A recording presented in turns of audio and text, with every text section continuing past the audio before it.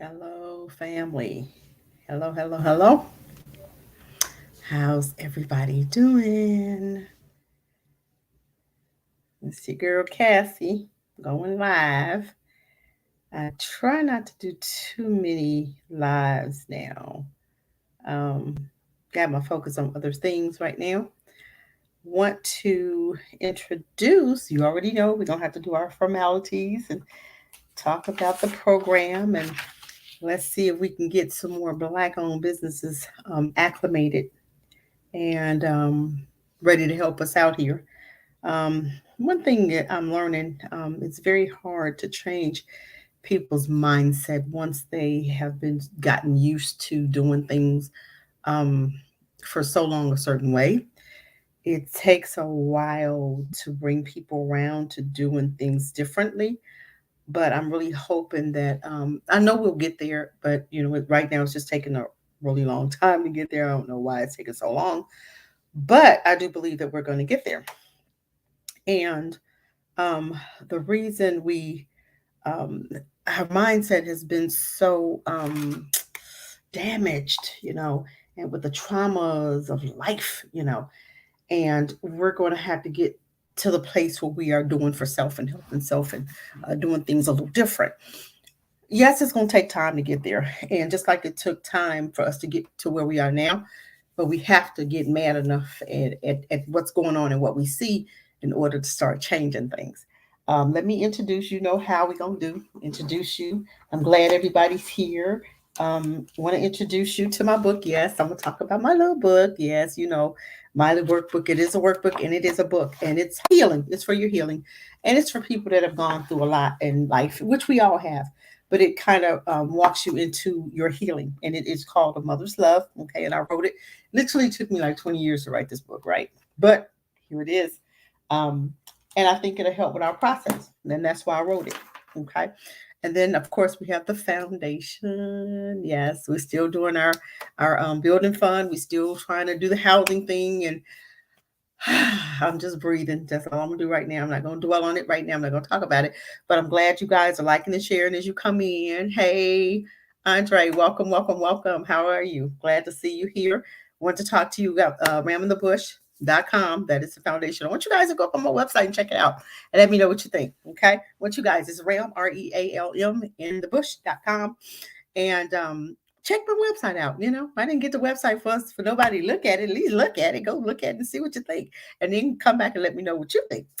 We do have a CDO program, security program, barber school. Trying to look into getting another mechanic. We had a mechanic, but he's going through some financial things right now. So I'm in the process of looking for another mechanic. So if anybody knows of a mechanic in Georgia, wherever, it doesn't matter because I can partner with them. And a lot of my students, I'd rather keep them where they are because it's easier right now because I don't have a place for them to live. I don't have a place to bring them right now, but just trying to um, concentrate on keeping them in their location for now until we get to where we need to be, and then we can bring them down if need be. But a lot of times if we can partner with other Black owned businesses, preferably Black, but a lot of my Black businesses are not coming through like I thought. But I can't blame us, because I know why we act the way we act, so it don't bother me because we had help to get here. We had help to get to where we are. Okay, it takes time to get us back, our mentality back. It's gonna take a little bit. It's gonna take some time, and I know that it's okay. And I'm willing to wait, and we're gonna keep working it out. We're gonna keep announcing it. We're gonna keep doing what we can do, because when you tell me you're woke and I don't see you doing any changes, to me you're not woke. To me you're still asleep. And it's a lot of Black folk that saying they woke. I don't see them doing nothing. I'm just saying, I don't see them building. I don't see them creating. I don't see them even attempting to do anything different. And I don't have any judgments or criticism for them. I'm just like, everybody has their own lane. And if we all do our lane, then we don't have time to worry about somebody else's lane, right? I figured that. But we have to start somewhere. And I don't, we're going to make excuses till this time. We can make excuses till now until, okay? But when we start to build, yes, we're going to get some pushback. Because I'm going to show you a brother he has a doula program. Doula. I always say medulla, but it's doula. He has a doula program. and they are called the African People's Socialist Party, right? And this brother just got raided by the FBI. And I want to talk a little bit about that, because don't think that they're going to let you build for free. Don't you believe that they are going to let us separate from them. Um, because when we were separated, we should have stayed. I'm just saying, we should have stayed. It's certain things now that we are almost like we're obligated. They think we're obligated for them to be up under them. We're obligated to do what they tell us to do. We're obligated to be who they want us to be. We're obligated to work under their jobs. We are obligated to not to have our own homes. We're obligated to go to prison. We're obligated to do a whole lot of crazy stuff. When are they going to be obligated to do anything for themselves? You know what I'm saying? We're going to talk about that. But I do want you guys not to forget the CDO. We do have the CDO program, security program, barber school, cosmetology school, and I'm looking into another mechanic person because he's having such a rough time, and I don't want him to feel like we're pressuring him. So I am looking for another mechanic school to take my babies to. I met this guy. Actually, the job that I do, I met him on the phone. Was trying to talk to somebody else about something and end up talking to him, and he has a company, but it's more or less roofing. So really talking to somebody about solar panels.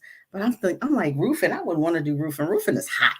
I'm just saying, it's cold in the wintertime, it's hot in the summertime. So I don't know. I'm gonna just see if we have anybody that want to do roofing. They do solar panels. So, but I did write them, and I'm waiting on the email back from them. But it's a white company. I didn't want to work with them, but you know what? I have to get the um, I guess I have to get what I need from somewhere to start. But I keep telling people, you give me a year, get these babies trained up. We're going to be using our babies to train. I'm serious. That is the goal, to be able to use our own babies to be able to help us out and do some training. Okay. So got some things in the works. So y'all just be patient, and thank you for your patience. But don't forget about the GoFundMe. I didn't even pull it. I even have it up? I do have it up. I do have it up, but I don't want y'all to forget about the GoFundMe, because we are trying to do some things, and it's Ram in the Bush Apprenticeship Housing Fund, and we are trying to do some things. We do have a donation, donations, but I'm gonna show it to you guys. I just want you guys not to forget that we are trying to do some things, and we are trying to build. And I can't build it by myself. I ain't even gonna try to build it by myself, but just wanted to share my screen because I want you guys to see something. Here we go with the sharing the screen thing. You know how I get, right? Y'all bear with me. I'm so bad at the sharing stuff. Let me see if I can do it. Let's try it. Let's see. Okay, I can share. Okay, I'm doing good, y'all. Okay. Okay, we're gonna go into here. But you guys to just see that we are, we are building, okay. We just got okay. So don't forget, we do have it. It's Ram in the Bush Apprenticeship Housing Fund. So just like let's come together and do what we need to do so that we can do for other people. So when we do get to bring them down, and this is why I can't bring them down right now, because I don't have any. Well, I'm gonna put them. I want to be able to put them somewhere, and for them not to worry about at least 2 or 3 months. At least I want to be able to pay their rooming, and in one room was $500. I want to be able to pay that up for at least a couple months so they can get into training and they can really start making some money. I don't want to bring people down here and don't know where I'm gonna put them. That's just so unfair. I don't want to bring somebody else's child down here and not do what I'm supposed to do. So let's talk about our topic. And we touched on a little bit about it. And when we building, hold on, you guys, let me see where I want to start. The FBI spend a lot of time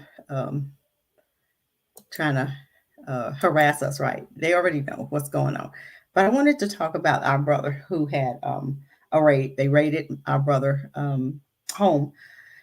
And I want you guys to see what really happened. And the guy, I want to see do I have his picture on here? I hope I do. I don't think so, but I think I took it off. I think I got rid of it.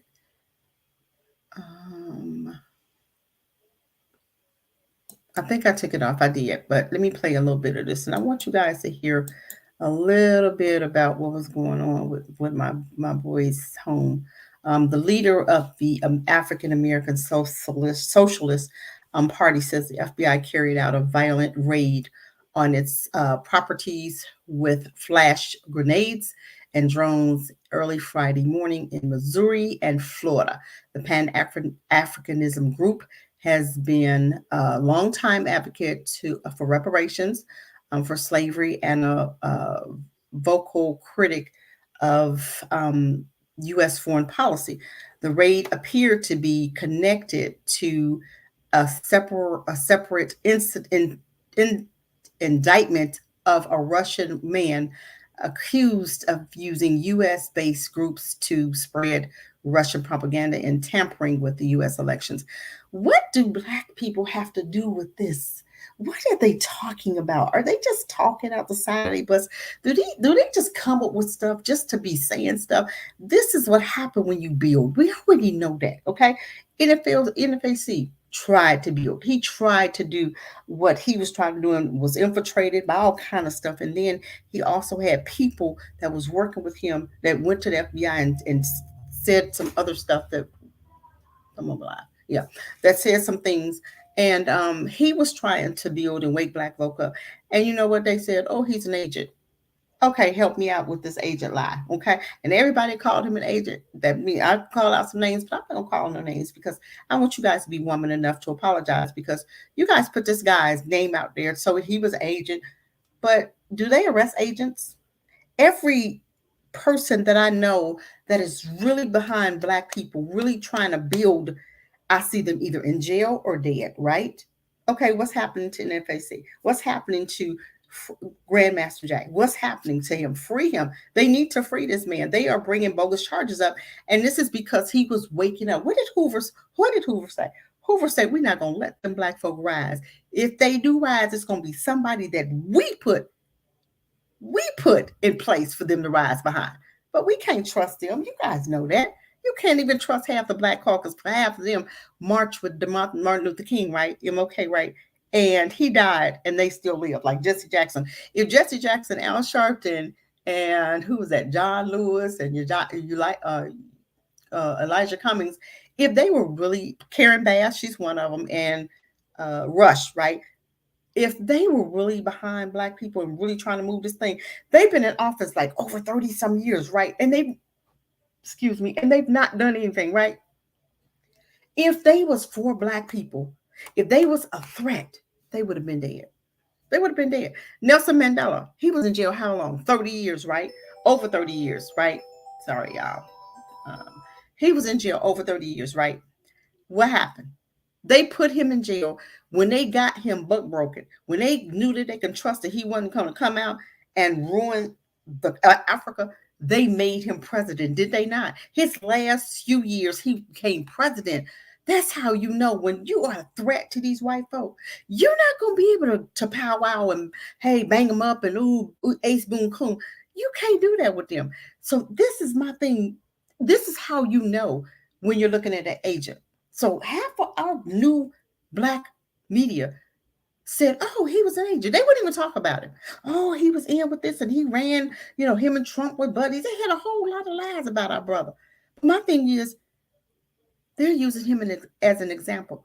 There is no reason why NFAC should still be in jail today. We as Black people should be rising up. We as Black people should be standing up for our brother because guess what? It could happen to you. It could happen to anybody that's really standing up and building for Black people. Just like our boy that just like this leader at this African People Socialist Party, right? Just like them. Just like them. They raided his house. His wife was there. This dude is 81 years old. Why? And then they talking about he had some attachments with Russia. They will use whatever lie they can use in order to make you look bad so that they can do what they want to you and then people won't say anything. My thing is Black folk, we need to rise. We need to finally come together because we should have been in his house and we should have been at the jail because they still have NFAC in jail, right? Why is he still there? And why is Black folk not like there every day? Free him, free him, free him. Because they're watching us and they're saying, "Oh, them niggas don't care. They ain't doing nothing. We got it. We gonna do what we gonna do what we want to do."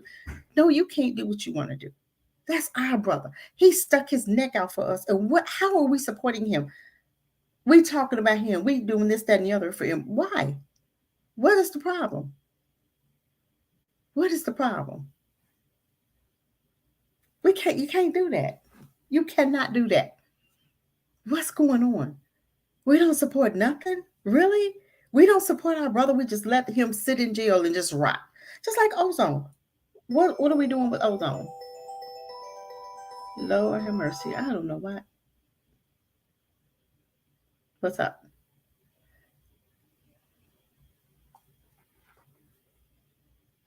I don't know why in the world more electric company. I don't know who is that. I'm just sorry because I was expecting somebody, but yeah, I don't know. I don't understand why we are not doing more. I don't understand it. What is it going to take? What's it going to take? We cannot just sit here and do nothing. We've got to do something. Seriously. You see our brother sitting there, ozone. They're going to use him as an example. But I'm going to tell you what. It's time for black folks to rise. It's time for us to do to them what they have done to us. It's time for us to do something. I'm just saying. It's time for us to do something. You cannot sit here and see that they're doing something or they're doing wrong. And because it's not you that you don't support, they got us so socialized that we don't even believe that we're supposed to stand up for each other.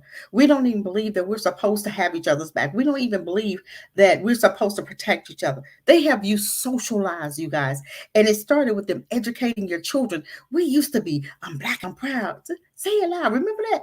I'm going to play that song. I'm going to try to find that song and I'm going to play that. No, I better not play that because I want to get dinged by YouTube. But I remember you when James Brown used to play that song, I'm black and I'm proud. Say it out. Remember that? We don't say that no more. We don't sing that. We're not even proud to be black. We got men that don't even want to date black women, but you'll go and date a elephant, and think she God. You get all of the white men's leftovers. The white men that's dating black women, they getting the best. And black men going into the white neighborhoods or the white community, and they getting these 400-pound whales. I'm looking at one man I seen. I was like, I'm shocked. I'm like, bruh, what, what, what's going on? You wouldn't even date a black woman look like that. And you got the, oh God, it was a sight for sore eyes. I'm just saying, it was terrible. But that's what they want. Then you got black guys that's coming on like the dude that was with the white woman who literally they showed a video and literally this woman was beating his behind, slapping him upside the head and punching him, and he was up. And I'm like, you call us toxic? Look at that. But you don't call the white woman toxic or mentally ill because all of them taking medication. All of them mentally ill. All of them done gone through something. All of them daddy and brothers and everybody done touched the booties. I'm just saying. But you want to have that because why? She'll let you tuck it, do whatever it is you want to do. Come on. So you want to settle for less, go through the garbage instead of getting a 10. A woman that's gonna have your back, a woman that you guys can heal together with. Because we're not perfect. No, black women are not by any means perfect. Black men aren't either. And we're not gonna blame who's who and what's what because we were put in this position on purpose. They knew what was gonna happen when they took our men out of the home. Then black women was gonna have to get into the driver's seat. We ain't got no business in the driver's seat. We don't know how to drive. That's not our seat. That's our men's seat. But a lot of black women stepped into that seat because they had to. And then men mad now because we just stepped into the position and we're doing pretty well. Some of us doing pretty good. Some of them doing really good. But that's not your seat. So you're looking at a lot of dysfunction in the family because women are out of order, men are out of order, women out of order, our children out of order, the whole thing. Because when our head gets out of order, the whole body is out of line, right? When you have a headache or a toothache, your headache or anything that's going on up in here, if it's out of line, if you can have an earache and your equilibrium will be off, right? Or you can have like a headache, a really bad toothache. Pain is pain, and it just throws your whole day off. You understand what I'm saying? So we have to get to the place. We got to get back in line. Our men got to come back and get back into their place. Women, you got to get back into your place, okay? And children got to get back in theirs. But everybody has everybody else's seat. The man over there, the women in his seat, the children they trying to be in the mama seat or in the daddy seat or whoever seat. They all out of their seat because everybody else is out of character, out of order. So of course the whole family is out of order. But until we get our minds straight to understand that it's going to be up to us if we get it back together. They're not going to Say, okay, we're gonna stop teaching you crazy. We're gonna stop teaching you LGBT. We're gonna stop teaching you crazy stuff. They won't allow us to teach their children CRT, but they want to teach your children, and we are allowing them to teach our children LGBT or read that Mike and Betty and Sue got married and had a baby. Excuse me, teach my child how to invest. Teach my child how to build a home. Teach my child how to have their own business. Teach my child how to go out here and have their own entrepreneurship, their own business. Teach my child something more so than wearing a dress. I'm just saying. Teach my son how to be a man, how to function, how to be a husband, how to be a father, how to teach him something besides LGBT. But they're doing it in order to genocide us. Everything they do is always against us for our demise. And we have not understood that. They'll do something. We'll be so happy that they did anything. Just anything. It doesn't matter. We don't even have to get no money out of it. We don't even have to get a dime out of it. I mean, let me show you. I'm going to prove my point. Kamala Harris told you I'm not doing anything just for Black people. And we voted her in.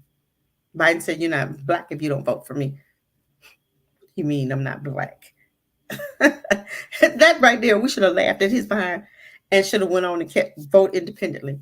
Why are we voting? What do you have to prove to him who did the most harm to Black people and still getting ready to do more harm to Black people? But we gave him the highest seat. That man had tried 3 times in order to become president, and each time he got knocked down until the new generation came and they kind of forgot because we didn't pass it down. We're not passing our history down. We're not passing down slavery. We're not passing down anything. We're trying to get away from slavery. We're trying to forget slavery. You cannot forget your history, family. We cannot forget our history. We can't afford to allow our children to forget their history because somebody else will come and tell your story, and then they'll wipe slavery right on off the books. They're already trying to do it. They don't mess with the Holocaust, do they? But they'll tell you, oh, slavery didn't exist, slavery, this, slavery, that. But we listen to them. We're not even passing our history down to our children. So our children don't know nothing about a whole lot. You know what I'm saying? They couldn't even tell you the slave revolts. They don't even know nothing about the slave revolts. They don't even know about Hoover and how the FBI today that we're trusting so much, what they're going to investigate, whatever. But since when do we trust the FBI? Since when do we trust people that's not going to do for us, that has a past history of hurting Black people? Their history is horrible with Black people. Let me finish reading this because I want you guys to see what they did to my brother, and I want you guys to understand. And I think I have a picture of him and his wife. Oh shoot, I didn't mean to do that. Dang on it. I didn't mean to do that. Hold on. I want you guys to see a picture of him and his wife on my page. I think I can do this. Hold on, I'm gonna see if it'll eventually go off. Because I want you guys to see this. I want you guys to see this right here. Now, this is a picture. I hope you guys can see that. That's a picture of him and his wife. I hope you guys can see this. I don't know if you can or not. That's the picture of our brother and his wife. Okay. That's the one who they went into his home and they raided his house. Yeah, you can see it. I know I had it kind of weird. Yeah, you can see it. But yeah, that was our brother and his wife. And they raided his home because they trying to come up with some fake charges, which they're really good at lying. These wives are good at lying. This FBI came in and said, oh, Russia, just because you go to Russia and visit, just because you go take a trip don't mean that you partnering with somebody. I'm going to Africa. I mean, I'm a partner with South Africa because I probably will never even visit South Africa. Let me finish reading this. The raid appeared to be connected to a separate. Why is my thing off? Hold on, you guys. Let's see what's going on here. Oh shoot. Hold on. Give me a few seconds. Hold on. I don't know why it went off. Like and share as you come in, you guys. Okay. The raid appeared to be connected to a separate indictment of a Russian man accused of using U.S. Based groups. Okay, group to spread Russian propaganda and tampering with U.S. election. We speak with O'Malley, chair of African People's Society Socialist Party, who described how he was zip tied while his home was raided. He says the FBI implemented implications that their group was taking orders from the Russians is the most ridiculous, asinine narrative. It's an attack on the right of Black people, says You should tell her. It's an attack on our struggle for the absolute total liberation of every square inch of America. Okay. Um, then they do the transcript in there. I don't want to. He's telling the story as far as what happened. I don't want to read that whole thing. You know what? Maybe I wonder. Can we just play a little bit of it? I don't know if we can do this or not. Hold on. Oh shoot! They didn't. This is Democracy Now!, democracynow.org. I'm Amy Goodman with Juan Gonzalez. As we turn to look at the FBI raiding several properties in late July in St. Louis, Missouri and St. Petersburg, Florida, tied to the African People's Socialist Party, which leads the Uhuru movement. The Pan-Africanist group has been a longtime advocate for reparations for slavery, a vocal critic of U.S. foreign policy. The raids came as the Justice Department indicted a Russian man living overseas named Alexander Yanov, using U.S.-based groups to spread Russian propaganda. The groups were not named in the indictment, but reportedly include the African People's Socialist Party.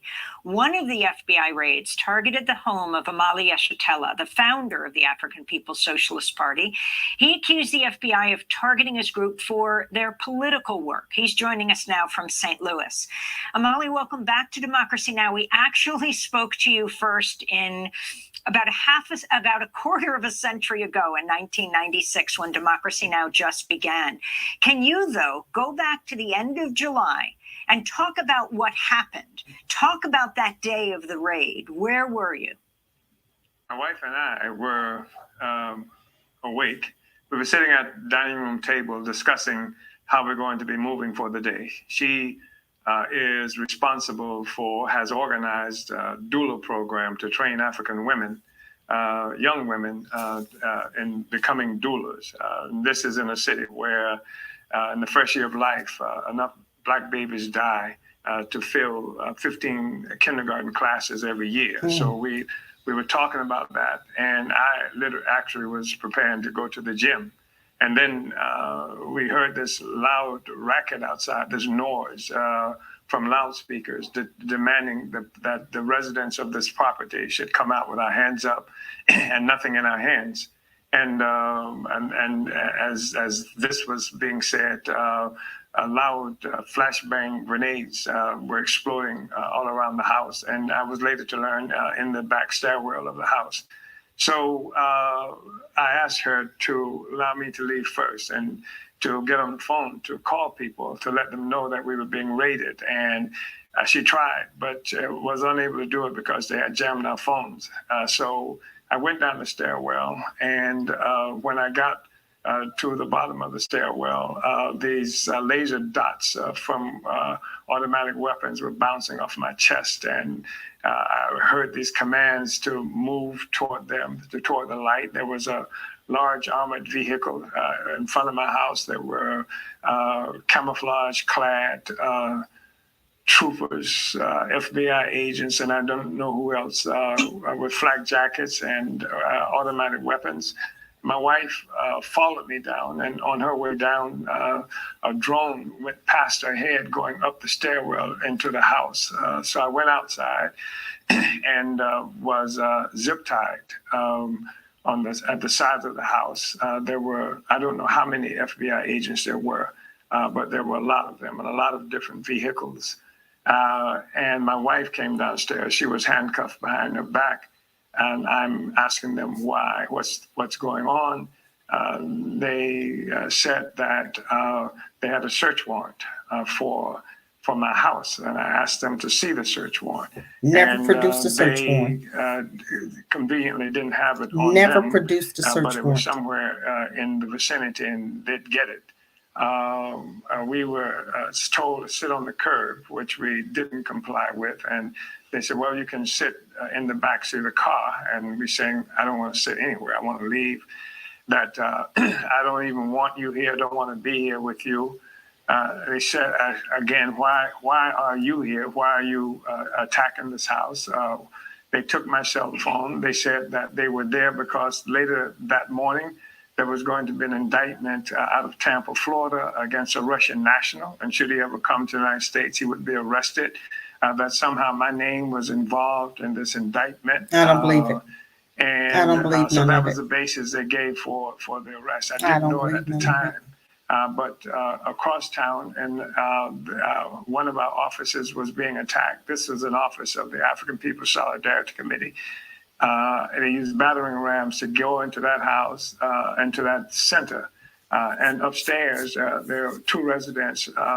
These were white people who were also handcuffed at gunpoint. They had already knocked out the windows in the house, in my house. They had knocked the door, some doors loose from the hinges.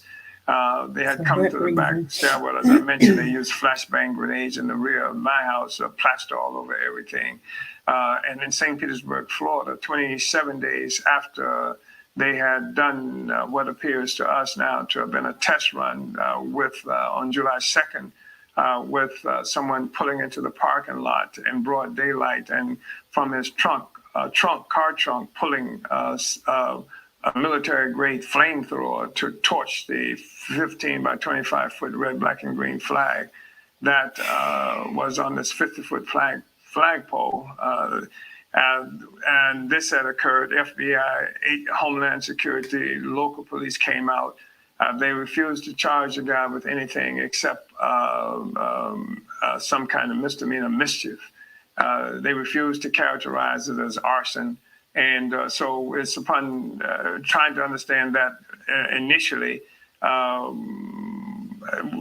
clearly suggested to us that it was not just some casual guy who just happened to have a flamethrower in his trunk, who didn't like us, who did this, but that the state was somehow involved. And then 27 days later, as I mentioned, they would attack that same building, the same building, by the way, that you referenced, where we came under attack in 1996 with 300 local, county, state, and federal forces.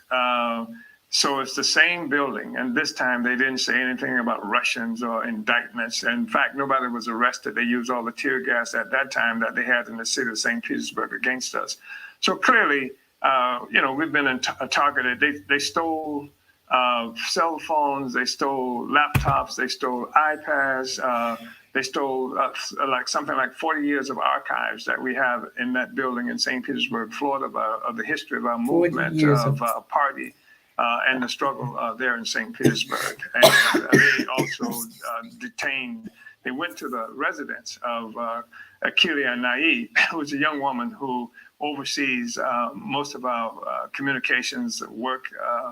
And they told her a lie that someone was breaking into her car to draw her outside of the house. And then at that time, they forced their way into her car as she opened it to check the car. They stole her cell phone, and she is one of those persons who's also a so-called unindicted co-conspirator, along with me, Penny Hess, Jesse Neville, and so we're waiting for the other shoe to drop. Well, Marty, this is an astounding story. I mean, here for those of us who are familiar with the radical movement and Black and brown communities in the United States, the African People's Socialist Party has been in existence for more than 40 years. It arose out of the Black community and is one of the few organizations that has consistently maintained an anti-capitalist, a socialist, and internationalist perspective. And now suddenly you're being accused of being pawns of the Russian government. What sense can you make of this attack? I think that what we're experiencing, and by the way, this is May was 50 years of existence for the African People's Socialist Party. You're right. I was a sneaker organizer. We came out of the whole civil rights movement. And I think that we're dealing with the fact that the United States is facing an existential crisis of sorts. The whole social system is, where it was this uncontested hegemon for the longest period of time. It is now being perceived by much of the world, and I think rightly so, as a force that's losing its grip on the world. And, having suffered military defeat in Afghanistan, having suffered humiliation in Saudi Arabia, that the country that Biden had said that he was going to turn into some kind of pariah, and then have him to find himself slithering over, I should say, fist bumping the prince. I just think it's an existential crisis, and the African People's Socialist Party, I want to invite you and all of your listeners to come and see the work that we're doing in St. Louis. We've transformed an entire, most oppressed African community. When they came to get us at our house, they came to Redbud, 44 Bud, as it's referred to. It's the most depressed, economically depressed, politically neglected place in St. Louis, and we've transformed much of that. Our party has done, in pulling the people into actual active political work to change that community. We brought basketball courts where there were none. We built it ourselves. No city government, no help. We've initiated a doula program where 20 young African women have just recently, even as we were being attacked, this was happening there. We've created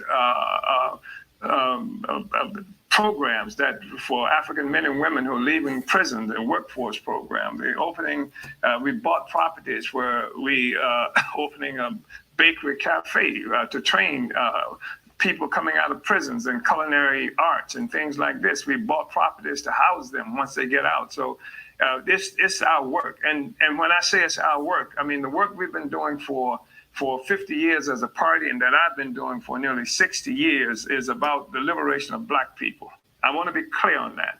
And the government is clear on that. They use Russia, they use this nonsense, even at a time where we've seen white people scaling the walls of the Capitol, threatening to kill the vice president, the feet on the desk of Nancy Pelosi. And you talk about we have some role under the Russians of contaminating the pristine elections that happen in this country.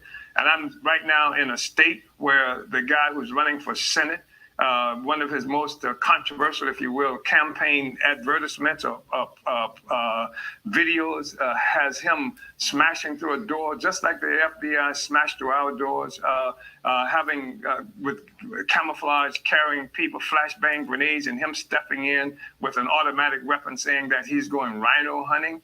We in the African People's Socialist Party are contaminating and undermining elections in this country. We are responsible for discrediting the United States around the world. This is the most ridiculous, asinine issue. But we, the African People's Socialist Party, we are busy all over the world. We have actual political organization in South Africa, throughout the Caribbean, in West Africa. We are there in the slums and places like Everton Township in Gauteng in South Africa, and various places like that. So we are a problem. We are throughout the Caribbean as an organization. And the United States has identified, obviously, 3 strategic enemies. And one of them clearly is Russia. The other is China, that is dealing with right now. Very dangerous, very tense, serious situation. And Africa is one. That's why they got, for the first time in this 246-year history of the United States Marines, they put forth their first 4-star Black general. And they've given him the job of presiding over Africa Command, the organization from the United States military to contain Africa that finds itself, it says, in a contest with Russia and China in Africa, and of course with Black people in Africa. That's why you have the first Black Secretary of Defense, they called him, in its history. So Africa is an enemy, and Black people, if you remember, 1969, the FBI declared that the Black Panther Party was the greatest threat to this internal security of the United States. Yeah. And it was an organization dealing in international affairs, and it didn't have the kind of organizational presence that we have throughout the African world. So that's why we came under attack. It's an attack on the right of Black people. It's an attack on our struggle for the absolute total liberation of every square inch of Africa and its unification, along with the African peoples around the world. in solidarity with oppressed and colonized people elsewhere. And O'Malley, you mentioned that Russia identified as a prime enemy of the United States. What do you know about this guy, Alexander Ivanov, the one who supposedly you are unindicted co-conspirators with, and these allegations that he's been spawning, he and others have been spawning dissident movements within the United States? You know, I don't know if the Russians are spawning dissident movements in the United States. I just know the African People's Socialist Party, as you mentioned earlier, we're 50 years old. We're on the same trajectory we've always been. And I find it extremely problematic for this suggestion that somehow we needed the Russians to tell us. You know, it fits into the whole narrative about colonized people and Black people being too stupid to see our own future and control our own affairs, that we need somebody to come and tell us that America's treating us bad. George Floyd didn't happen. It wasn't the murder of Mike Brown that brought the African People's Socialist Party into Ferguson, St. Louis, that somehow the Russians had something to do with this asinine. And there's some things I will not talk about just in terms of still pulling together legal forces to deal with this, because they've stolen. So the people mentioned, and they mentioned that they took laptops and cell phones and other devices like that, but they took a lot more.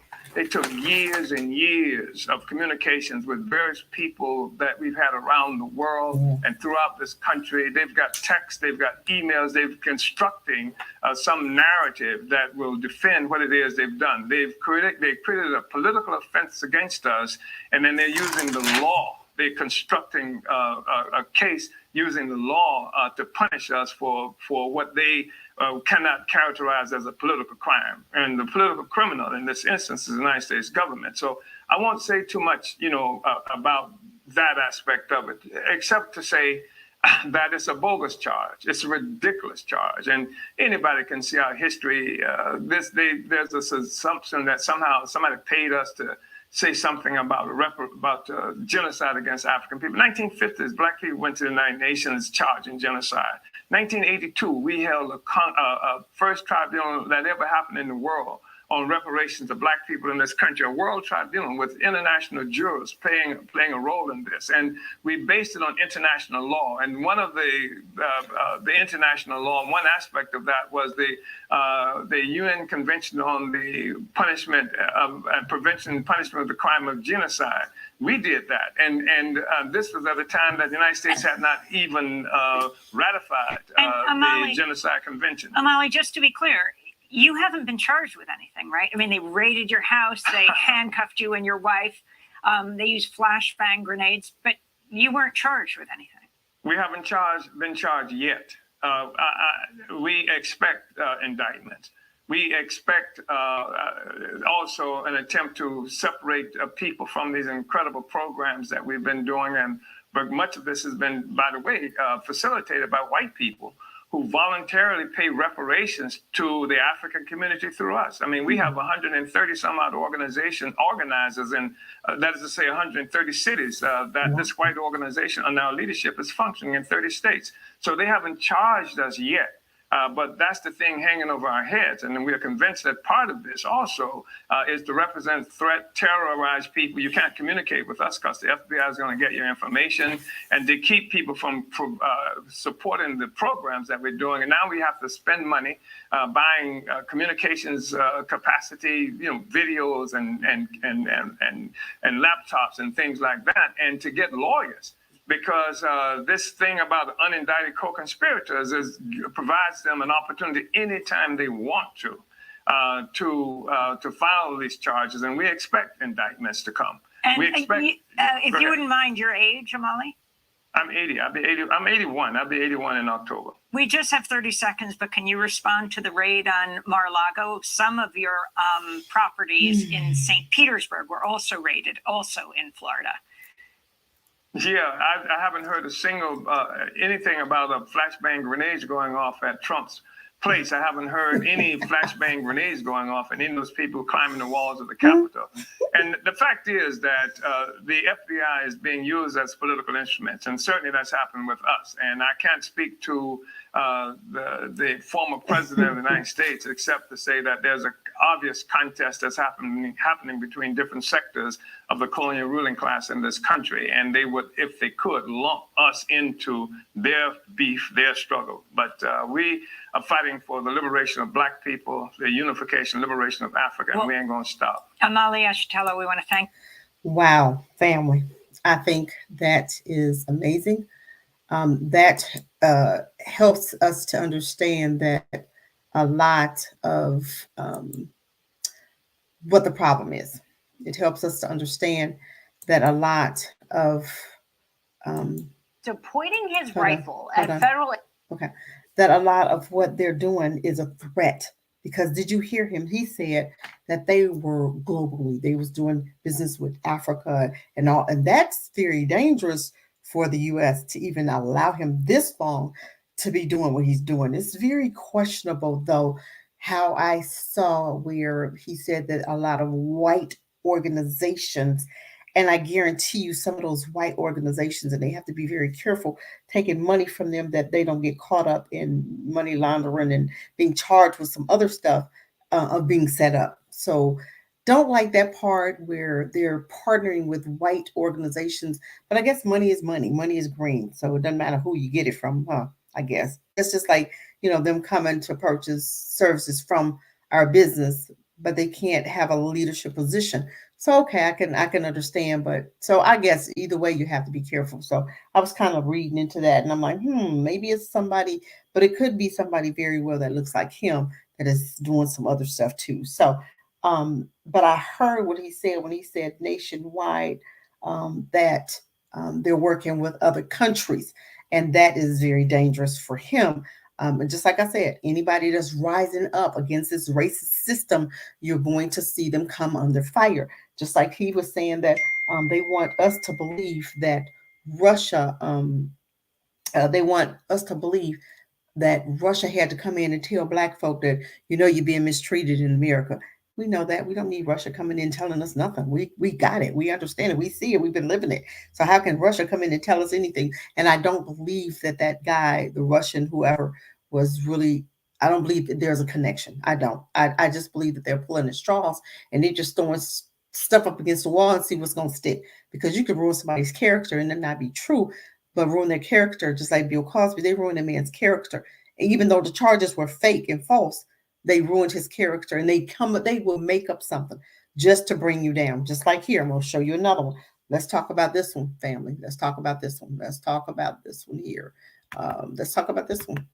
Agents in 2020. This was during protests over the police killing of Breonna Taylor. That's right. John Johnson, also known as Grandmaster Jay, is facing state and federal criminal charges down in Louisville. Today, a U.S. district judge rescheduled that trial. Chief investigative reporter Craig Cheatham is live in the control room with more on the investigation of Johnson and his militia.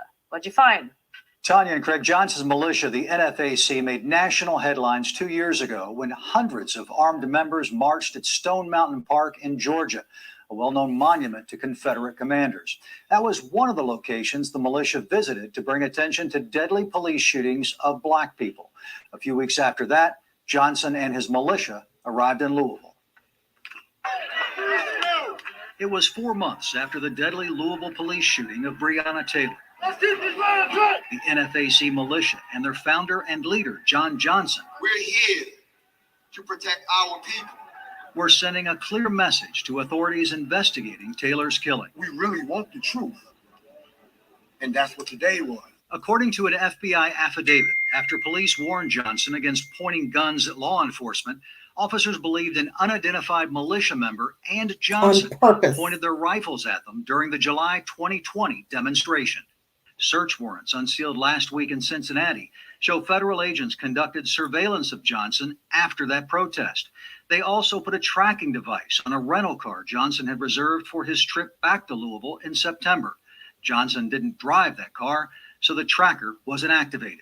According to the FBI affidavit, in September 2020, police said Johnson pointed his rifle at federal agents and local police standing on top of a building. We'd like to admit his identity. Did he know now that those Johnson were is facing agents? Charges in state and federal court. Federal agents raided his Westchester apartment and confiscated weapons and ammunition. It's certainly an extremist group, and it's a black nationalist extremist group. Mark Pikavage, a senior fellow at the Anti-Defamation League Center on Extremism, says if Johnson is convicted and sentenced to prison, it could be a lethal blow to a militia group that had gained widespread national attention. It's certainly significant in that it has the potential to put an end to this group. We have been silent since I got arrested. In an interview last December on All Hip Hop TV, Johnson vowed to fight what he called bogus charges. But you need a lot of resources to fight the U.S. government, especially when you know that you haven't done anything wrong. The I-team reached out to Johnson for comment, but he did not respond. The federal trial is expected to last about a week. It's scheduled for May. He also has a hearing scheduled for next month on state charges. In the control room. And we know that he was supposed to come in August 22nd, which was Monday. It was supposed to be his sentencing, but they canceled it until November 9th, if I'm not mistaken. So just be mindful of that. Of the ones that wanted to go, you still have time to cancel or postpone your flight, or time off at work or whatever you're going to do to maybe go down on November 9th. But see, this is what I'm saying. When you have Black people that rise up against their racist system, we have to fight the racist system. Okay, not saying it's not worth it; it's worth it. But we have to stand behind our own. You can't just, and I do believe that by him doing what he did, this kind of forced Cameroon, or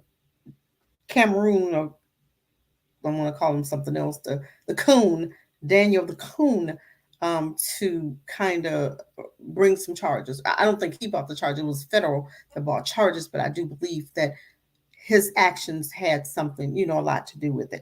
Not saying that, I hope they're not done getting all of the officers, because there was 2 sergeants and a lieutenant that was out there. And I think I don't know if they got both of the sergeants and the lieutenant or not, but I want them to get it was 7 people there. 7 people need to be arrested. The judge needs to be brought up on charges. The DA needs to be brought up on charges. Daniel Cameron, everybody needs to be brought up on charges. And this is what I'm saying with Black people. We have to start standing up for our own, because they'll stand up. When that boy named Kyle Rittenhouse, they stood up for him. They was there for that. They backed him. They had money for him, didn't they? We have an issue with protecting our own. They've taught you not to care about you. They taught you how not to even think about you. They've taught you how not to even be concerned when your own go to jail. They've taught you this. We've been socializing. We don't even know why we act the way we act. We just do it. Immediately, when that brother started coming out to fight against the white supremacy, the white system, the systematical racism in the country, everybody came against this brother. When you see somebody that's coming out to help Black folk, you'll see Black folk coming against that person. Just like when Ice Cube, I get his name mixed up, sorry family. But just like when he came up against and said, hey, Black people, let's vote for something. Let's ask for something. And Black folk got mad at him because he told us to ask for something. People was ready to write him off. People was ready to bankrupt that man. Thank God that they couldn't. But why do we do that? Are we thinking about this? How many people jumped on the bandwagon and said this dude was an agent? Do they arrest agents? Did they arrest Jesse Jackson? Did they arrest Al Sharpton? Have they arrested? Did they arrest John Lewis? Did they arrest Elijah Cummings? Did they arrest Karen Bass? Did they arrest Maxine Waters? Did they arrest Andrew, who was the mayor of Georgia? Did they arrest all these people? Bobby Rush, did they arrest some of these people that was marching with MLK? No, they killed MLK, and they came to them and said, now, we could either do the same to you, or we're going to give you some money. You're going to shut up, you're going to ignore Black folk, and you're going to come and do what you need to do up in here, but you ain't going to do nothing for your people. And that's literally what has happened. Karen Bass used to march with MLK, and she was the head of the Black Caucus. But you can't tell that we have a Black Caucus. They don't speak up for us. They speak up for the immigrants, because they did a sit-in when the immigrant kids was behind cages, remember? They did sit-in, honey. Elijah Cummings and John Lewis got so mad they was cussing folk out because of the Mexican immigrant children. Children aren't even born here. But your own Black children in cages, what do you do about that? Your own area look like what Trump said. Drugs, rats, and roaches. It's Black people that's over these Democratic areas Their areas look the worst. Look it up. You have Democrat people that's over these Democratic cities. Their cities are run down, infiltrated with drugs. But do they care? No. Do they try to care? No. Maxine is over Maxine and Karen Bass is over California, and they got homeless. What, Skid Row in California? What are they doing about it? Are you bringing in money to help those people? No, you signed a bill for Biden to send money to come on, to Ukraine, and you okay with that? Where is it that I don't know? It's a lot. It's a lot, and I get so frustrated even talking about. This is why I don't do a whole lot of lives anymore. I'm just like whatever. I get so frustrated and so upset about what I'm seeing, and I'm upset by myself. Seem like so other people don't care. So I'm like, why the heck should I care? I got a trip coming up in October, and I'm gonna go and I'm gonna enjoy my best life. And I tell you, I'm gonna do some lives there. But I'm just tired of what I'm seeing in the U.S. I'm tired of it. And I know some of y'all, you want to fight to death for a country that's being destroyed, for a country that's drying up. Did you see in Europe where the water's drying up? And this not going to be good for America. So if you guys have decided to stay, you stay. But I'm going to be back and forth for a minute until I can get some things worked out where I can move permanently. But that's just I just wanted to show you what happens when you are really standing up for Black folk, when you are really trying to do for Black people. Just come on, we're not done. We're not done. We're not done. We're not done. I just wanted you guys, I want to read a little bit, just a little bit about, this is another story that I want you guys to see. Hold on. Let me come out of this one. Hold on. I want you guys to see this. Look, read that. Okay. They spent a lot of time spying on us. Okay. And it was one more I wanted you guys to see. I don't know if I have it or not. Let me see. I wrote another one. I had another one up here. Okay. I know. Hold on. I got to pull this one up, you guys. I got to do this one. Hold on. Hold on.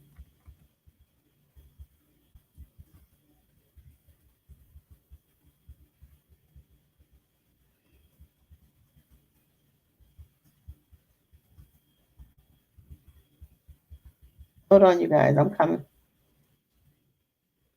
I want you guys to see one more. Okay, what's this say? What's this say, family? Hold on. What's that say?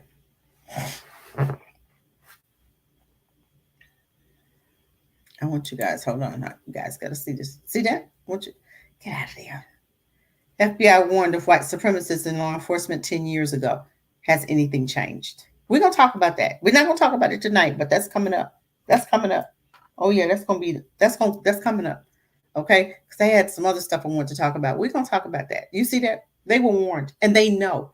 But has anything changed? You know that you're a tyranny. You know that, and this is what's going on right now. When you have a child and they're disobedient and you allow continuously that child to be disobedient, what happens? That child gets out of hand. Right now, they have just allowed white folk to. January 6th was a prime example of them showing them where this thing was going.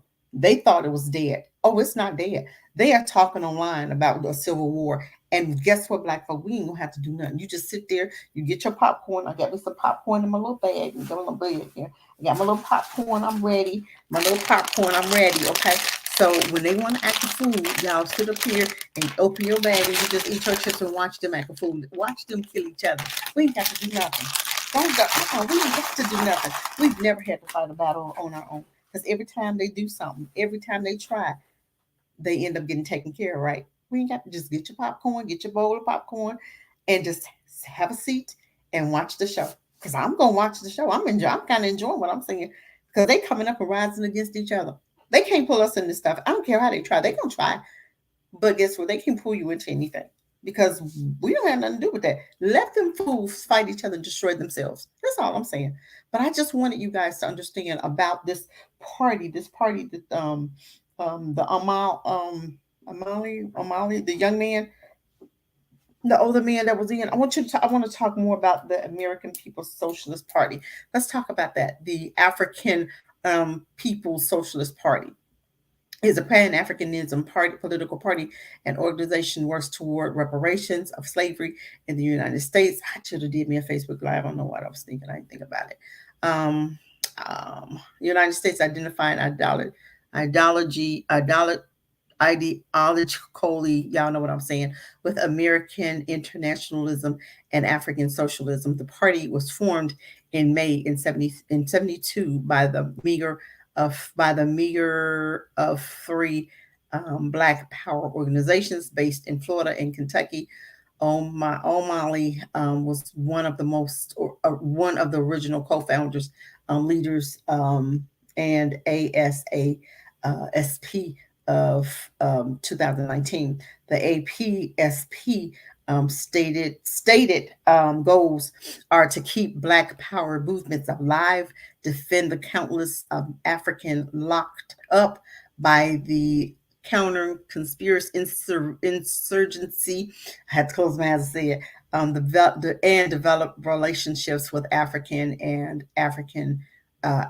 worldwide. Okay, the history. Okay, this is the history. It was founded in 72, merged from three early Black organizations in Florida, mainly the Genta of Melinta organization, the Black Rights Fighters, and the Black Study Groups. Okay, the most influential of the three organizations, then led by Ushiltelli, okay, was a Black organization protesting against racial discrimination, okay, and racist police brutality. Now, you guys remember this dude was walking with MLK, remember?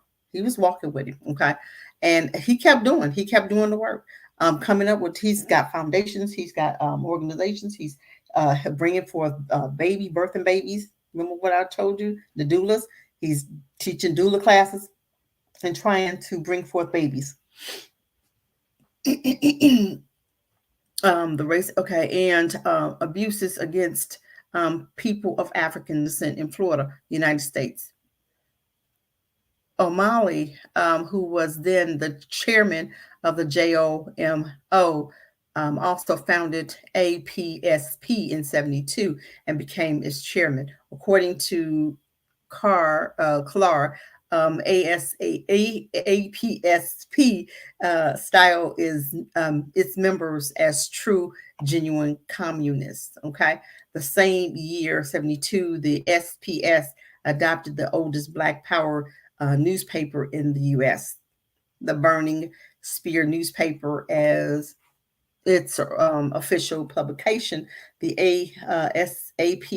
APSP established in the African People's Solidarity Committee, that's called the APSC, in 76. The APSC is a Euro-African European people organization. I don't agree with that, but whatever. I'm just saying, I don't agree with that. That works in a solidarity with the struggle of African liberation. How can you work with your enemies in liberating you? I don't understand that part, and maybe I want more details as far as that. How are you an Afro-American European people organization? I don't understand it. So that's a subject for another day. I believe that you can give, but you can't hold leadership positions. That's what I believe.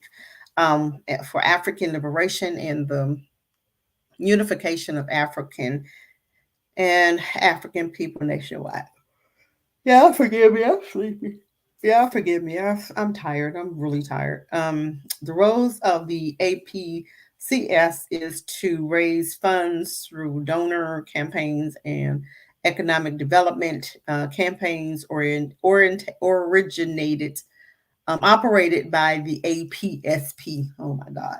In 79 of September, the party founded the National Prison Organization following a 4th September 1977 meeting in Atlanta, Georgia.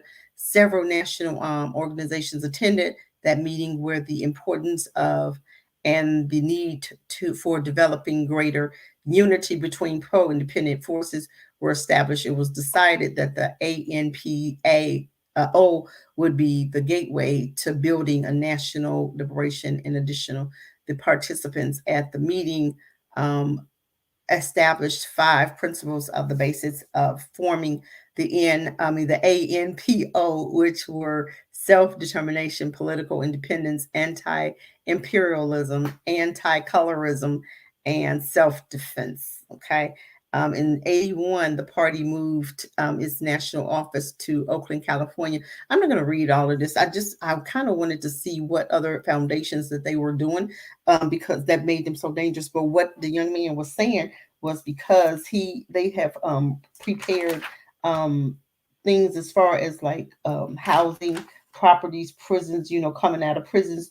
They're giving them a place to stay. They're giving jobs, housing to prisoners, bakeries. They're creating businesses, creating employment for the people that actually come out of prison. They're creating, things for them. To the government, this group is a problem. To the government, you know that. Anytime you are helping your own, you are a problem. And if most Black people or if we as Black people would rise up and start our own programs, because everybody has their own jobs, they have their own programs, they have their own things that they're supposed to be doing now. If we all did our part, can the government come against everybody? No, they can't. It's more of us than them, y'all. They got you believing you only 12%. You mean to tell me all them crackers that died last year with opiates and COVID, that they still more than us, even though the police is killing us daily, right? They're trying to kill us off, but they can't. We grow like roaches. We multiply like roaches. I'm telling you. I don't know who multiply most, Mexicans or Black folk. Okay, but I'm telling you what, they've tried to destroy us. You have to understand they can't. It's written they cannot destroy us. They've been trying, because honey, if they could have destroyed us, we'd been gone like them Indians. We'd been gone.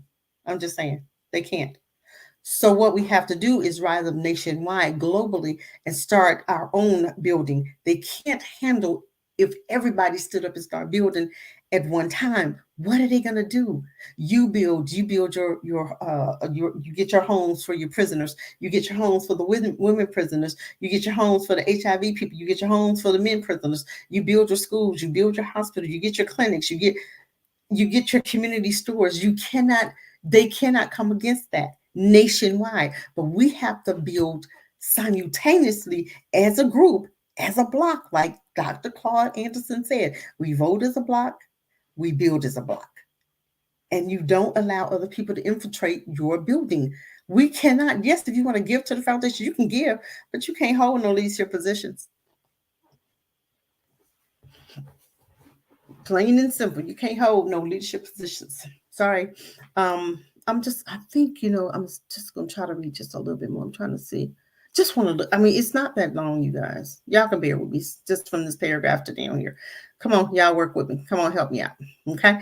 The APSP also founded the African National Reparations Organization in 82, and the first World Tribunal on reparations for African people was held in Brooklyn, New York. It's an official website. The APSP claims that through this work, the African People's Socialist Party give birth to the modern reparations movement. Martin and Uquinto, however, post that in the National Black Political Assembly, Black Agenda Reports published in 74, endorsed the concept of African Americans reparations, citing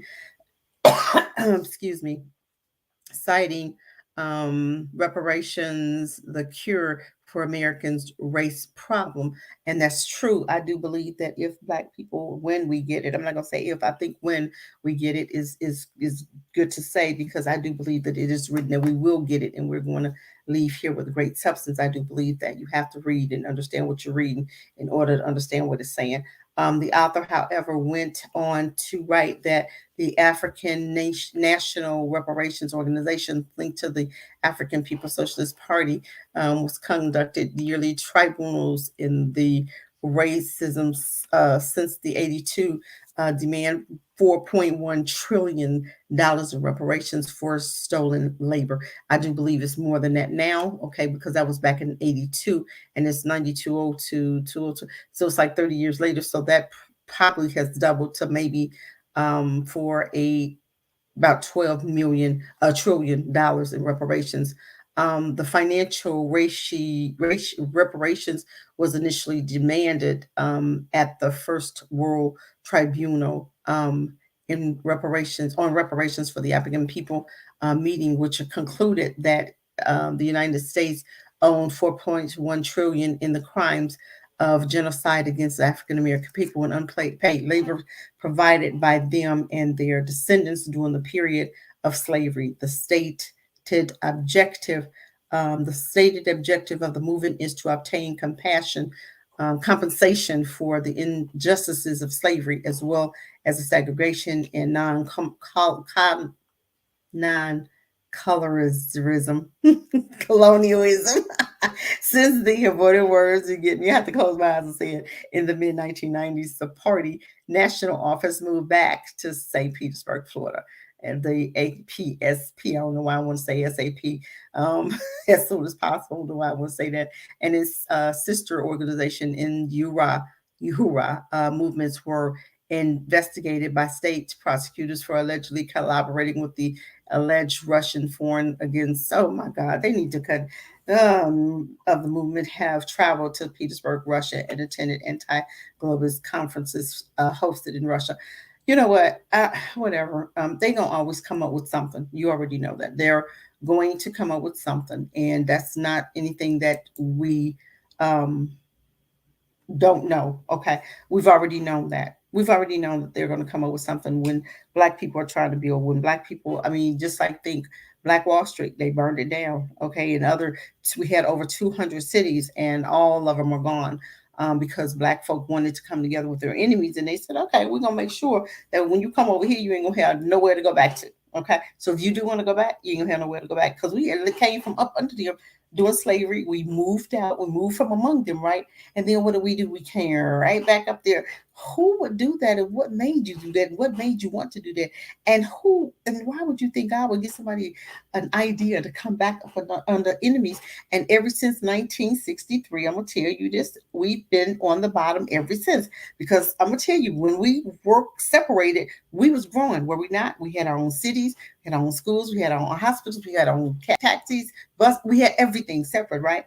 As soon as we came together with them, what happened? We lost cities, we lost companies, we lost businesses, we lost homes, we lost land. We went down, down, down. Does anybody realize that? That every time we lost, we have nothing. Everything we came in the game with, we don't have. We literally don't have a pot right now. And then you get a pot, they want to take it. They want to raid it. They want to, even though the FBI warned of white supremacists in law enforcement 10 years ago, has anything changed? They know that. They know this is nothing that they don't know. They know all of this. But what's going to change? Nothing. But I'm going to tell you what we can do. And I'm not condoning violence. I am condoning just what you do to me, you get back. I am saying that, you know how the Klan used to have hoods on, and they went and visited, they pulled up, and they went to Black folk homes that they thought, like they did Emmett Till, right? They had the hoods on, and they went and grabbed the boy out the house, and they did what they need to do. And even though people saw them take the boy out of the house, those two men were still able to get away with the murder. They thought, because both of them had horrible deaths, from my understanding. And the woman right now, she can't die. She won't die, can't die. Got cancer and everything, can't die. Because sometimes you're gonna live, you're gonna see that boy's face every time. She said, why I tried to make them stop. You ain't tried nothing. I don't believe she tried it, because when she went told was the reason why they went after the boy anyway. So if you started it, you shouldn't have said nothing. You should say, he's a kid, he don't know. We're gonna just move forward. But maybe talk to him, dude. Look, this is what it is, what's what it ain't. That's disrespect. You know what I'm saying? But no, that's not what she did. She told her husband, her brother, who told her husband, and they went after Emmett Till and did some things. And now she trying to tell you, and I don't believe nothing come out of her mouth, because she trying to tell you that, I tried to stop. I tried to stop and I couldn't, whatever. My thing is, we have to start understanding that every time they open their mouth, it's a lie. Everything they say is a lie. Every time they breathe, it's a lie. Every time they blink, it's a lie. Every time they move, every time they think about something, it's a lie, because that's what they do. We have to understand that. Liars do what liars do, right? Okay. But as long as you guys see this and understand it, I did not want to be on here long, but the conclusion of the matter is that we still building. The conclusion of the matter is we are still building. Let's not forget, we got, look at that, we got a little something, okay? Who didn't give $5? You mean to tell me that you couldn't give $5? Y'all got to, you know what? I just look and I'm like, I shake my head sometimes, because when you see people trying to do, other folk will be like, I didn't even got $5, $2.50. You mean to tell me you ain't got 50 cents to put toward the ram in the bush or Princess Housing Fund? Seriously? Whatever, y'all. Whatever. This is why I'm going to leave people where they are, and I'm going to build where they are instead of trying to bring them over here. I can't do it by myself. I can't. I'm not even going to try to bring him. I'm not even going to try to do it by myself. But this is right here. This right here. Okay. But we're going to talk about that. But I want you guys to never forget. I want you guys to understand that this gentleman here, okay, this is what happens when you try to build. This is what happens when you come against you rising up against a racist darn system. It's sickening. We get so scared because we don't, well, you know, you'll hear people, well, you know what happened to Black Wall Street. You know what happened to MLK. You know what happened. So does that mean that you don't build? Does that mean that you're scared to build? Does that mean that you stop building? Does that mean what? That means that you wait for enemies to want to do something for you. You wait for enemies you keep voting for nothing. You keep voting, hoping and praying.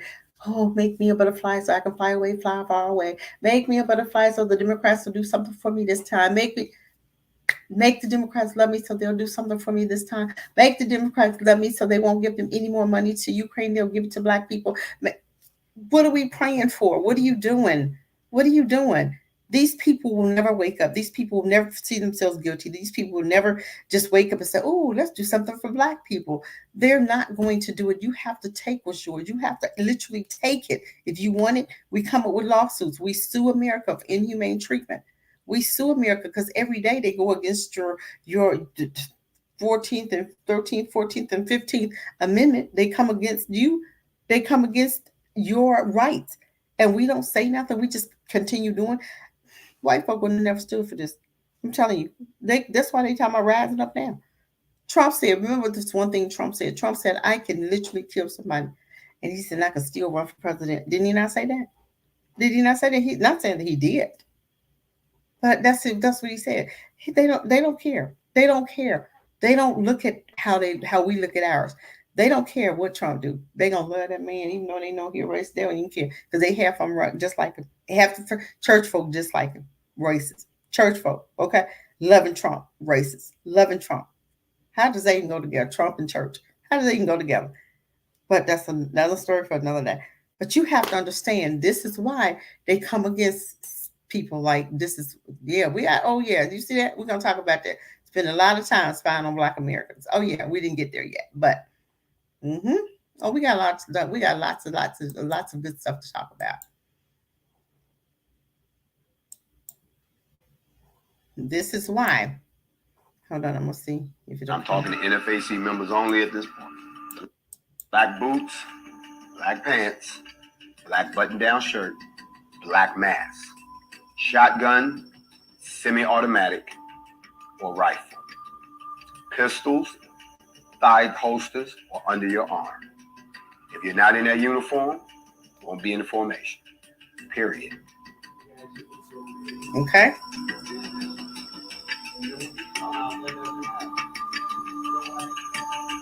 Okay. This is what they were scared of. That's what they were scared of right there. Not that they not used to seeing that, because they used to seeing that. They just saying you see all that black. That was too much black for them. They weren't used to that right there. That's what they were scared of. That's why that brother they're gonna try to give him jail time. But I'm gonna tell you what, I'm looking for something very amazing. I am looking for something amazing to happen, but this brother ain't gonna get no time. I'm serious. I don't know what's gonna happen, but I'm looking for him not to get no time. I don't know. But I'm telling you what, this is what we need to be standing up for. That's what this right here is a danger. This right here, okay, that's the danger. That right there is something that they're afraid of. That's what Hoover was afraid of. That right there, black folk with guns. White folk can do it all the time. Just like the brother said. We didn't see you going in Trump's house, raiding his house with no shotguns, no guns drawn, no tear gas. You didn't go do this in January 11th, did they? But they did it to my brother. Okay, they went in his house, drone, took guns out, weapons, ammunition. They did it on purpose. You think they know what you think they doing with them guns? They taking them guns, honey. They gonna use them guns, give them to their family. That's what they're afraid of. He was dangerous. That right there, he was dangerous. Stop honoring racist losers. Look at that. That's what they're afraid of. That's what they're afraid of. Everybody that come against their racist system, they come against them. That's what they're afraid of, family. You think that wasn't what they was afraid of? Look at that. Come on. Look at that.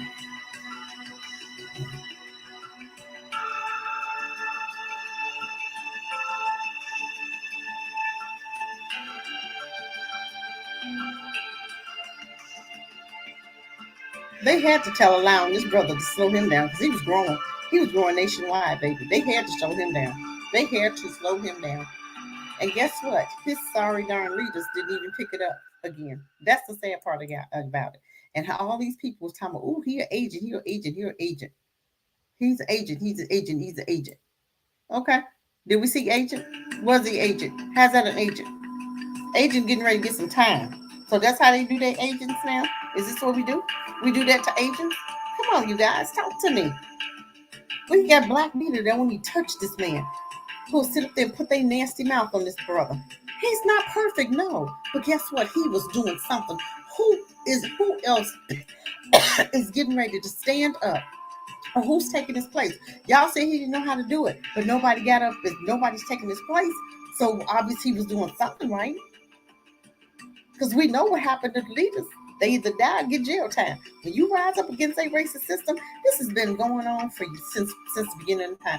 They shouldn't even be allowed to do this mess no more. Somebody ought to have enough sense to step in and be like, we're not going to do this. We're not standing for this. Black folk won't even stand up with our brother and protect him. Black folk won't even come together and be like, no, you're not going to put this brother in jail. He was backing you. He was backing black folk. He was backing black folk. And we won't even protect him. We won't even protect him. We're going to leave him in jail to rot. Just like we're going to leave Ozone in jail to rot. We're going to really leave Ozone in jail to rot? Are we serious? All right, family. I'm not going to be here all day. This right here was dangerous. That's dangerous. That was dangerous. That's dangerous for them.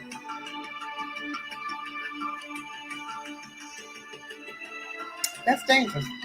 Them niggas with guns? What? Are you serious? Look at that.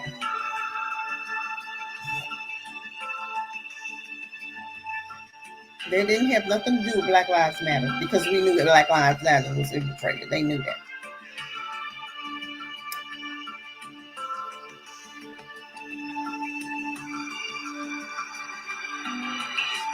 You see that they didn't feel that Black Lives Matter was representing Black people because they were infiltrated by the LGBT, and we know that, right? All right, I'm going to stop sharing. I am going to stop sharing, but I'm going to tell you what.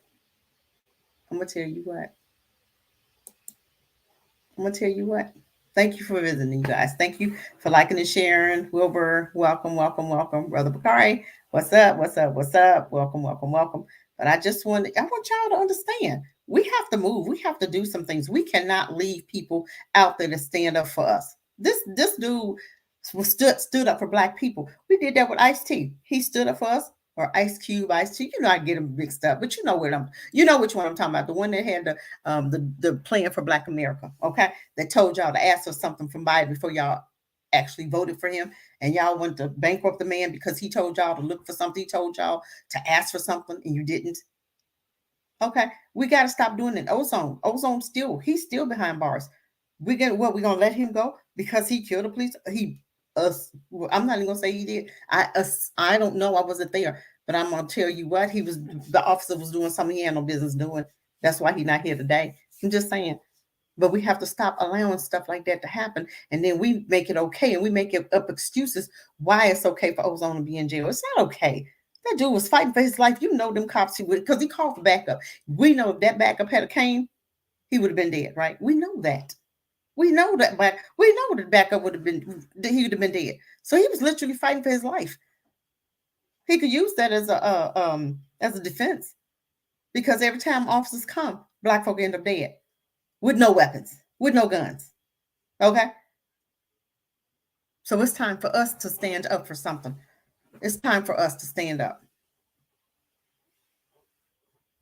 So what are we going to do? Build? Or are we going to be scared? Because if everybody build nationwide, can they stop you from building? Nationwide, if black folk build globally, nationwide, you can't stop. They can't stop you. Only you stop you. Everything that's going on right now, we are held accountable. Our schools, we're not building schools. We say we woke, no schools. We say we woke, no community stores. We say we woke, no businesses, no training. You got to start somewhere, family. You're not doing anything to save the next generation. We're not doing anything. We still know what they do. Michi X is probably on now doing a live. I want to get off. I'm gonna get off so I can go over there because I love Michi X. She's talking about the pipeline. She talked about the pipeline to prison, and now she's talking about, I think, welfare services. How most of our children are in child protective services, and they're being trafficked, and they're coming up missing. 90-some girls, children came up missing in the Missouri child protective services. How is that possible? And nobody's saying anything about it. Tell me why. Tell me why. Yes. That's right. That's my brother. Yes. Yes. Me too. Yes. Grandmaster. Yes. He has a GoFundMe. Hit it. Hit it, you guys. I'm telling you. Every chance you can. We have to support him. You cannot leave him in there. You cannot leave him. You can't do that. That's not what we do. We're supposed to protect each other. You guys are so socialized. Y'all don't even know dysfunction when it slap you in the face. We're so dysfunctional. We're off cold as hell. We're so dysfunctional. And we don't even know we're dysfunctional. We don't even seem to care. We're not even trying to do anything about being dysfunctional. We're not even trying to pull ourselves up. Like they say, pull yourself up by your bootstraps. We ain't got pull. Come on, you guys. Come on. You cannot just sit here and because it's not your family, because it's not your brother, because it's not your husband, because it's not your family, you're going to let them sit there and rot? Well, they should, and then they go, well, they shouldn't have did this. Well, they shouldn't have did that. Well, you shouldn't have did a whole lot of things, but you did. But guess what? God gave you mercy and grace, didn't he? And you're not in jail, because I know it's some folk on here that done some things, honey. And if only people knew, you'd be in jail yourself. And you were guilty. And you was guilty. They want to tell us our brother is being held because he pointed a light. He pointed his gun that had a light, but he heard some noise on the building. It was dark. It was done on purpose. Y'all have to understand how these crackers operate. Okay. He worked with them. He would call them. He would tell them, hey, I'm coming to town. So he wouldn't have no kind of whatever. But they wanted to shut that brother down. So they waited until it's dark to go on top of a building. Somebody said, hey, somebody up there on the building. So he points his light up there and they got him on that. Come on, dude. Somebody up there, you can't tell, you can't see. So he points the light to see who's on top of the building, because shouldn't have been nobody up there, right? But we can't leave our brother in the dark. We can't leave him there. I tell you that much. But I'm going to go, family. I am not trying to be here long. I'm not. I'm getting ready to go and chill and relax and just enjoy the rest of my night and see, and just chill. So with that being said, I might be back on Sundays. I try to do Sundays, but tonight I just had some extra time and I hadn't been on here in a minute. And I'm trying. I don't want to keep coming on every week or whatever. I'm trying to stay consistent on Sundays Sundays, 12 o'clock, between 12 and 3. But tonight, like I said, I had a little extra time. It hadn't been on. I didn't come on last Sunday. Just didn't really want to. I'm trying to just come on when I'm really having something to say instead of just coming on here. I want you guys to think about what I'm talking about. Seeing me too much, you're not going to think about what I'm saying. We got to do better. We have to start somewhere to build. We cannot leave this mess to our children. We can't do it. We can't. I don't want my granddaughter or my daughters or my grandkids to live through this. I mean, we've passed down police brutality for generation to generation, and we still not doing nothing. But I'm gonna tell you what, these young kids, they ain't having it. They ain't having it. They are going to be the one. It's in my eye. They are going to be the one that's going to do the revolution. I guarantee you. They are not going to tolerate what we've tolerated. We've tolerated a whole lot. They're not tolerating it. They're not tolerating it. And we already know. But it's gonna end. It's ending now. But with that said, peace, family. I'm gonna get out of here. Y'all have a great rest of your night. Have a great weekend. It's coming up. Tomorrow's Friday. Oh, yes, Lord, it's Friday. Peace out, family. Take care.